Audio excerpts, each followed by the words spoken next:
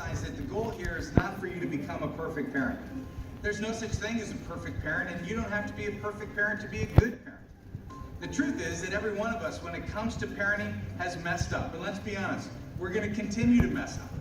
One of the goals I have for this series is to help you win with your kids and enhance your odds of being a better parent.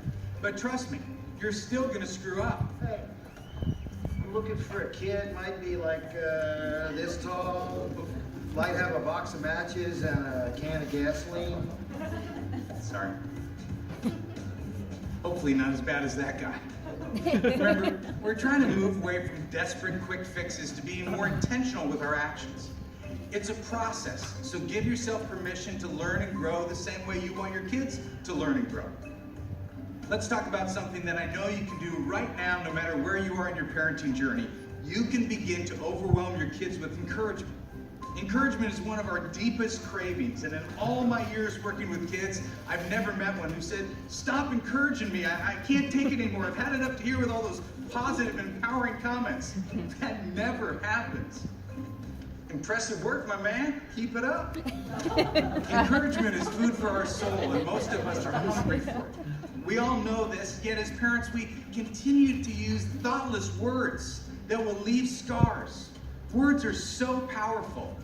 They possess the ability to enhance a life or to minimize it. Careless words can actually become self-fulfilling.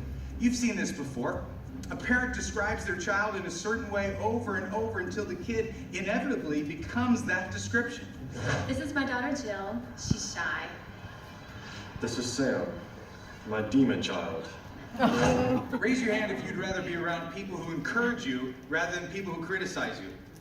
Yeah, me too. And your kids are no different. They'd much rather be around people who speak good words to them. So if you're constantly criticizing them, I promise you, they'll find other people to hang around with who won't. So how do you encourage them when most of the time you just want to strangle them? Well, let me see if I can keep you out of jail and give you some practical suggestions.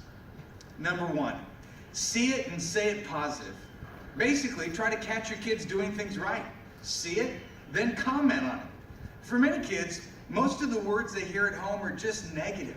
How many times do I have to tell you not to put the cat in the microwave? No. You need to use less toilet paper. What if instead of going negative, you go positive? What if you look for opportunities to catch your kids doing things right? At least you only defrosted her this time. Nice decorating. Looks like a winter wonderland. You might need to start small. Hey, your nose ring matches your belt. Parents, here's the key to encouraging your kids. Don't expect encouragement back. Most kids don't have the emotional vocabulary to know what to say and how to say it. That's okay. You're the grown-up. So see it, say it positively, and don't expect anything in return for many years. Once you've mastered the see it and say it positive principle, you're ready for graduate level encouragement. This is a little advanced, but here it is. Say it beyond their performance. What I mean is try not to let encouragement always be about their performance. Here's what I've observed. Most language directed at kids falls into two categories: performance or shame-oriented. Maybe you grew up in a home where if you did something bad, you got the look or the word of shame, and if you did something good, you got the pat on the head of approval. Well, what do these little quick fixes of shame or praise do to people? Well, it makes them dependent on others for how they feel about themselves. And that's why today's culture is filled with all these adults who are approval addicts. They grew up in an environment that was either shame on you or proud of you, shame on you or proud of you. What's the result? Well, now we all perform for others so that we can hear the words, "I'm proud of you." So how do we break that cycle with our own kids? Well, let's say your son plays baseball. Hey, you see that home run I hit today? Well, you could look at him and say, "I love it when you hit home runs. You are such a gifted athlete." And then send him away with his little fix of approval. Or you could say, Hey, you see that home run I hit today? "I love watching you play. It brings me great joy to watch you have so much fun." See, genuine encouragement is saying, I love you and I believe in you regardless of performance. Your kid will hit home runs in life, but let's face it, there will also be some strikeouts along the way. That home run strikeout pendulum is going to swing back and forth throughout their lives. And it's so important that they know that you love them no matter how they perform. I gotta go, I'm gonna be late. There's one more piece to this that you need to know. And dads, this one might be especially challenging for some of you.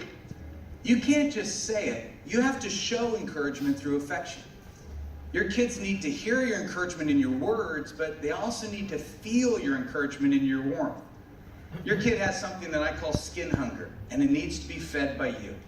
And I realize this can be difficult for some personality types. Some people are just not huggers. I know. I'm not a hugger. I'm a handshaker. I even shake my mom's hand. Just kidding. We high five.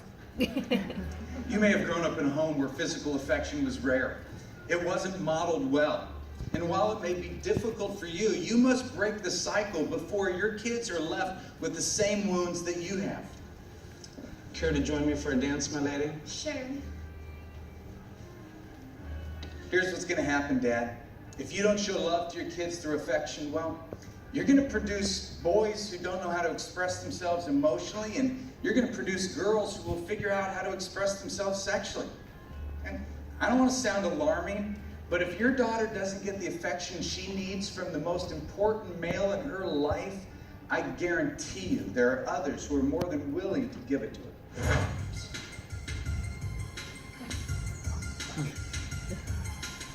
The Bible says, love each other with genuine affection and take delight in honoring one another. Parents, pour it on when it comes to showing your kids genuine affection. When they're teenagers and they think you're weird and they don't want anything to do with you, pour it on even more. You're the grown-up, hug them, wrestle with them. If that's too difficult for you, pretend to trip and fall on them. They need your touch. They need their skin hunger fed by those who love them the most. Yeah? Would you commit to practicing these things? Catch your kids doing things right. Praise them for who they are and not for how they perform. And show them love through your affection. Because when your kids have moved out and moved on, I promise you, you won't regret the efforts you made to encourage them. Hey, aren't you going to introduce me to your friends?